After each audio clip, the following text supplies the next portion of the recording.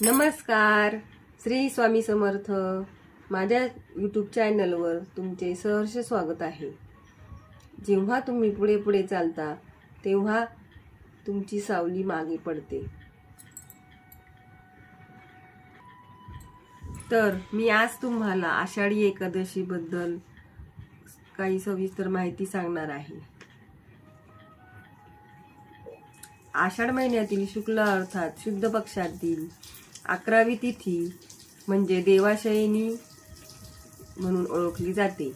या दिवसापासून चातुर्मास सुरू होतो, तो कार्तिकी एकादशीला संपतो. पुढे अशी मान्यता आहे की या दिवशी भगवान श्री विष्णू क्षीरसागरात योगनिद्रेत जातात. या काळात मांसाहार वर्जित केला जातो. अनेक भक्त पायी वारी करत आषाढी वारी करत पंढरपूरला येतात. पायी वारी केल्याने शारीरिक तप घडते आणि साधनाही होते. म्हणजे एक प्रकारचे हे व्रतच आहे असे म्हणूया. आषाढी व्रत आणि उपवास कसा करावा, तर हे व्रत करताना खरं तर दशमीला सुरू होते आणि दशमीला आपण एकमुक्त राहावे, प्रातः स्नान करावे, तुळस वाहून विष्णूचे पूजन करायचे आहे. देवपूजा करताना मूर्तीला तुळशीच्या मंजिरीचा हार वाहायचा आहे. संपूर्ण दिवस उपवास करायचा आहे. तर मित्रांनो, या शब्दाची फोड आपण उप अधिक वास अशी आहे. तर उप म्हणजे जवळ आणि वास म्हणजे राहणे असा या शब्दाचा अर्थ आहे. आता उपवास कसा करावा याबद्दल अनेक वेगवेगळ्या मान्यता आहेत, परंतु शास्त्रामध्ये सांगितल्याप्रमाणे आणि अनेक संतांनी सांगितल्याप्रमाणे हा उपवास 2 प्रकारे करू शकता. पहिला प्रकार हा निराहार म्हणजे निर्जला, यात काही खाणे टाळावे, पाणी देखील वर्ज्य आहे. दुसरा प्रकार म्हणजे फलाहार. फलाहार घेऊन आपण उपवास करू शकतो. यामध्ये तुम्ही फळं खाऊ शकता, दूध घेऊ शकता. या दिवशी धान्य वर्जित आहे. या आषाढीचे व्रत प्रामुख्याने आपल्या मनातील भक्तिभाव वाढवण्यासाठी केला जातो. कुठल्याही भौतिक प्रकारच्या इच्छेसाठी हे व्रत केले जात नाही. त्यामुळे हे व्रत करताना प्रामुख्याने आपल्या मनातील भक्तिभाव वाढवण्यासाठी हे व्रत केले जाते. कुठल्याही भौतिक प्रकारच्या इच्छेसाठी हे व्रत केले जाते. या व्रताचा महिमा खूप आहे. हे व्रत केल्यामुळे ध्यान, भजन, नामस्मरण हे सर्व केल्यामुळे आपल्या पुण्यात वाढ होते. याचे व्रत करताना दिवसा झोपायचं नाही. तसेच काम, क्रोध, लोभ, मोह, मत्सर या दोषांचा देखील या दिवशी त्याग करायचा आहे. रात्रीची हरिभजन करायचे आहे, जागरण करायचे आहे. या सर्व गोष्टींचे पालन व्हावे म्हणून आपल्याकडे वारीला जायची परंपरा आहे. पण काहींना वारीला जाणे शक्य नसेल तर तुम्ही देखील भजन घरच्या घरी करू शकता. या व्रताचा उद्देश आपल्यातील सात्विक वृत्ती वाढवून ईश्वर तत्वाशी एकरूप होणे असा आहे. आपल्याला वारीला जायला नाही भेटले तर आपण घरच्या घरी देखील श्री विठ्ठलाची भक्ती करू शकतो. जय जय विठ्ठल, जय हरी विठ्ठल असे नामस्मरण करायचे आहे. विठुरायाची शास्त्रोक्त पद्धतीने उपासना कशी करायची आणि सेवा कशी करायची हे मी तुम्हाला आज सांगणार आहे. आषाढी एकादशीची पूजा करण्याचा शुभ मुहूर्त दुपारी 12 वाजल्यापासून आहे. तर ज्यांना जमणार नाही त्यांनी संध्याकाळी देखील पूजा केली तरी चालेल.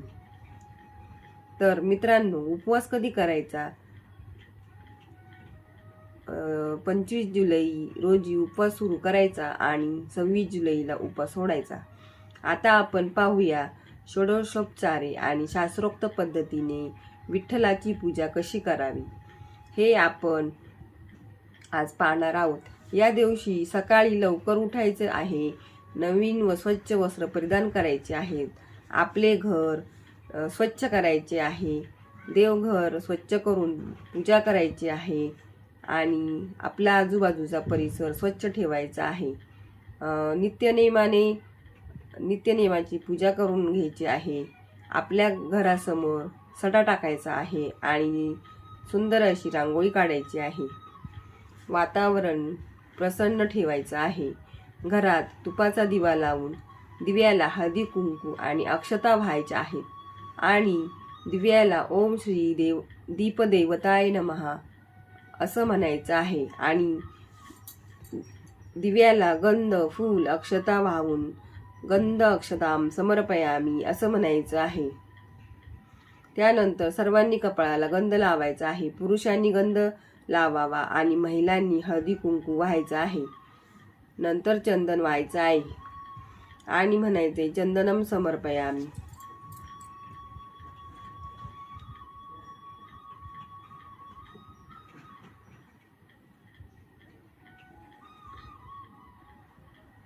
यानंतर म्हणायचं आहे चंदनस्य महत् पुण्यम पवित्रम पापनाशम आपदाम हास्यम नित्यम लक्ष्मी तिष्ठसी सर्वदा हा मंत्र म्हणायचा आहे. पूजेची मांडणी करून झाल्यानंतर आपण एक चौरंग घ्यायचा आहे. त्यावर एक स्वच्छ लाल कपडा ठेवायचा आहे आणि आपल्या घरात एखादी मूर्ती किंवा फोटो असेल तर तो मांडायचा आहे. सर्वप्रथम आपण गणपती बाप्पाची मूर्ती ठेवायची आहे. कुठल्याही पूजेत गणपती बाप्पाला सर्वात पहिले स्थान दिलेले आहे, म्हणून सर्वात पहिली गणपतीची पूजा करायची आहे. त्या गणपतीची मूर्ती नसेल तर तुम्ही सुपारी मांडली तरीही चालेल. त्यानंतर मूर्तीला पहिले शुद्ध जलाने व नंतर पंचामृताने व नंतर परत शुद्ध जलाने स्नान घालायचे आहे.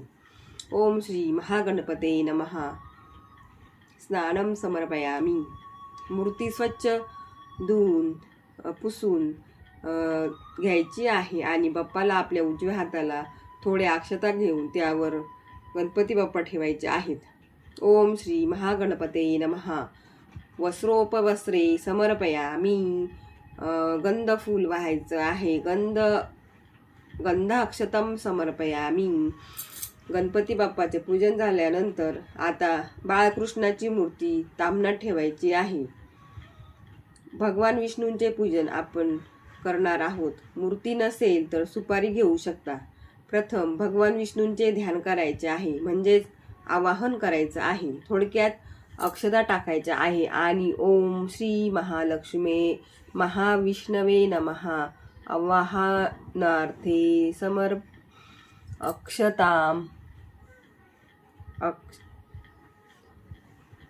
अक्षताम समर्पयामी. ओम श्री महाविष्णवे नमः. गणपतीच्या पायावर पळीने पाणी घालायचं आहे आणि म्हणायचं आहे पाद्यम समर्पयामी. नंतर गणपतीला स्नान घालायचं आहे. ओम श्री महाविष्णवे नमः. अर्घ्यम पाद्यम समर्पयामी. नंतर स्नान घालायचं आहे. स्नानम समर्पयामी. नंतर पंचामृताचं स्नान घालायचं आहे. पंचामृतम समर्पयामी. अशा प्रकारे पंचामृतानंतर परत स्नान घालायचं आहे आणि म्हणायचं आहे शुद्धोदकम स्नानम समर्पयामी. अशा प्रकारे पळीभर पाण्यात थोडं गंध फूल घेऊन वाहायचं आहे. शुद्ध पाणी वाहायचं आहे. गंधोदक स्नानम समर्पयामी. नंतर परत पळीने शुद्ध पाणी घालून शास्त्रोक्त पद्धतीने शुद्धोदकम समर्पयामी असं म्हणायचं आहे. यानंतर श्रीसूक्ताचं पठण करायचं आहे. मूर्ती पुसून ठेवायची आहे. तिला गंध फूल आणि अक्षता वाहून घ्यायची आहे. नंतर तुळशीपत्र देखील व्हायचं आहे आणि नंतर वस्त्र परिधान करायचे आहे. ओम श्री महाविष्णवे नमः. वस्त्रोपवस्त्रे समर्पयामि गन्धाक्षता पुष्प समर्पयामि तुलसीपत्रं समर्पयामि। बाळकृष्णाचं अशा पद्धतीने पूजन केल्यानंतर आपण आता श्री विठ्ठलाचं पूजन करणार आहोत। आपण आता ताम्हणात श्री विठ्ठलाची मूर्ती घ्यायची आहे। नसेल तर सुपारी घेतली तरीही चालेल। आता आपण मूर्तीला अभिषेक करायचा आहे, तसेच विठ्ठलाचं ध्यान करायचं आहे। पहिले आपण जे बाळकृष्णाचं अभिषेक केला आहे त्या अभिषेकाचं पाणी, ताम्हणातलं पाणी ते झाडांना घालायचं आहे। ते त्यानंतर विठुरायाची मूर्ती त्या ताम्हणामध्ये थोड्या अक्षता घेऊन ठेवायची आहे। ओम श्री विठ्ठलाय नमः आवाहनार्थे अक्षतम समर्पयामि आपण असं म्हणायचं आहे। नंतर पुन्हा अक्षता व्हायच्या, आपण त्यांना आसन देणार आहोत। ओम श्री विठ्ठलाय नमः आसनार्थ समर्पयामि असं म्हणायचं आहे।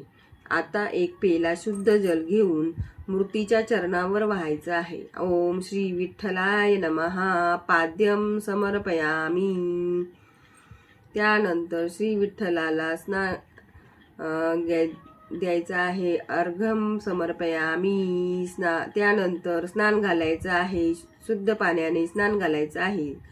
स्नानम समर्पयामि त्यानंतर पंचामृताचे स्नान घालायचे आहे। पंचामृतम समर्पयामि आणि परत शुद्ध पाण्याचे स्नान घालायचे आहे आणि शुद्धोदकम स्नानम समर्पयामि असं म्हणायचं आहे।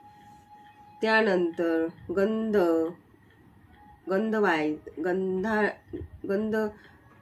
व्हायचा आहे। गंधोदकम स्नानम समर्पयामि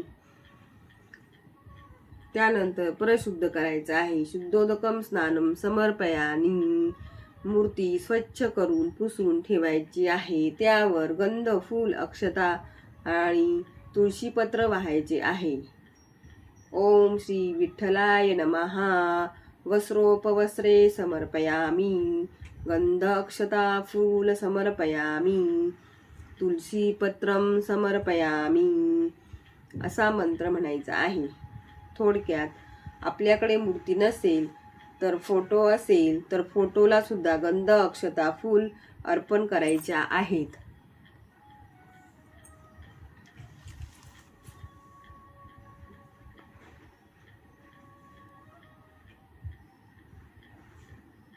फोटोला गंध, अक्षता, फूल अर्पण केल्यानंतर ओम गंधपुष्प समर्पयामि डाव्या बाजूला घंटा ठेवायची आहे आणि ओम श्री घंटा देवे नमः आणि घंटेला गंध, फूल, अक्षता व्हायच्या आहे। गंध, अक्षताम समर्पयामि आणि त्यानंतर एक मंत्र म्हणायचा आहे। हरिद्राम त्यानंतर मंत्र म्हणायचा आहे। हरिद्राम कुंकुमच समर्पयामि संपूर्ण पूजेला धूप दीप दाखवून ओवाळायचे आहे। त्यानंतर नैवेद्य दाखवायचा आहे।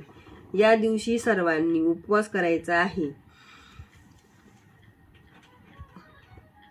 उपवास करत असताना श्री विठ्ठलाला दूध, साखरेचा किंवा फळांचा नैवेद्य दाखवायचा आहे, किंवा आपण फराळाचे पदार्थ घरात बनवतो त्याचा नैवेद्य दाखवायचा आहे। ओम श्री विठ्ठलाय नमः धूपम दीपम नैवेद्यम समर्पयामि नैवेद्यावर 3 वेळा पाणी फिरवायचं आहे आणि म्हणायचं आहे ओम प्राणाय स्वाहा, ओम आपनाय स्वाहा, ओम व्यानाय स्वाहा, ओम उदानाय स्वाहा, ओम समानाय स्वाहा, ओम ब्राह्मणे नमः। यानंतर आरती करायची आहे। आरत्यांमध्ये सर्वात प्रथम गणपतीला स्थान दिलेले आहे। गणपतीची आरती प्रथम करायची आहे। त्यानंतर देवीची आरती आणि नंतर पांडुरंगाची आरती अवश्य करायची आहे। त्यानंतर स्वामींची आरती म्हणायची आहे। आरतीनंतर मंत्र पुष्पांजली म्हणायची आहे। ही आरती झाल्यानंतर श्री विठ्ठलाची षोडशोपचारे पूजा अशा पद्धतीने करायची आहे. घरात अत्यंत आनंददायी आणि प्रसन्न वातावरण तयार होणार आहे. तर आता पुढे देवशयनी आषाढी एकादशीच्या दिवशी भगवान विष्णू योग निद्रेत असतात. म्हणून या दिवशी एक मंत्र आपण पठण करायचा आहे. देवाशयनी मंत्र असे या मंत्राचे या मंत्राला देवाशयनी मंत्र असे आपण म्हणतो. तो म्हणजे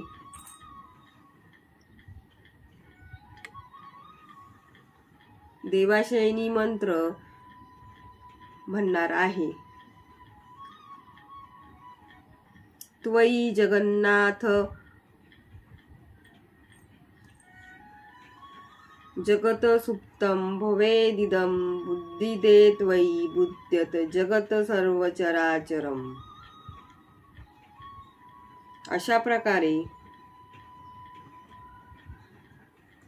मी पुन्हा हा मंत्र म्हणणार आहे. सुप्ते त्वयि जगन्नाथ जगत सुप्तम भवेदिदं विबुद्धे त्वयि बुध्यत जगत सर्व चराचरम. असा मंत्र या दिवशी भगवान विष्णूंना स्मरून आणि नमस्कार करून म्हणायचा आहे. आणि जेवढी जमेल तेवढी श्री विष्णूची किंवा विठ्ठलाची सेवा करायची आहे किंवा उपासना करायची आहे.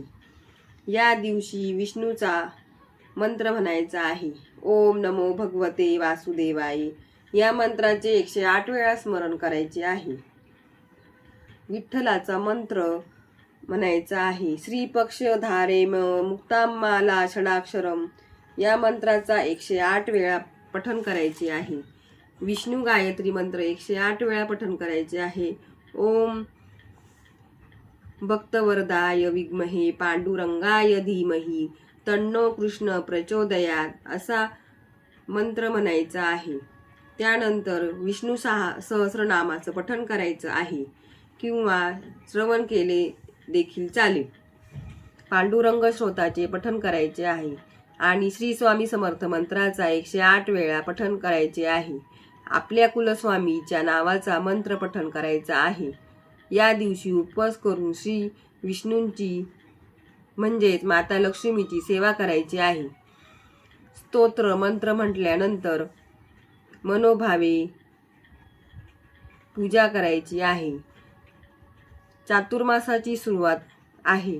या पद्धतीने आपण सर्व सेवा केल्यास आपल्याला भगवान विष्णूंची म्हणजे माता लक्ष्मीची आपोआपच सेवा घडणार आहे. म्हणजेच माता लक्ष्मी आपल्यावर प्रसन्न होणार आहे. तिची कृपादृष्टी आपल्यावर राहणार आहे.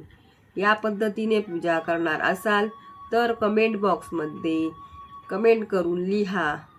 जय जय विठ्ठल जय हरी विठ्ठल जय जय विठ्ठल जय हरी विठ्ठल अशी कमेंट करा. आणि माझी माहिती आवडली असेल तर माझ्या चॅनलला तुम्ही नक्की सबस्क्राईब करा. धन्यवाद. श्री स्वामी समर्थ.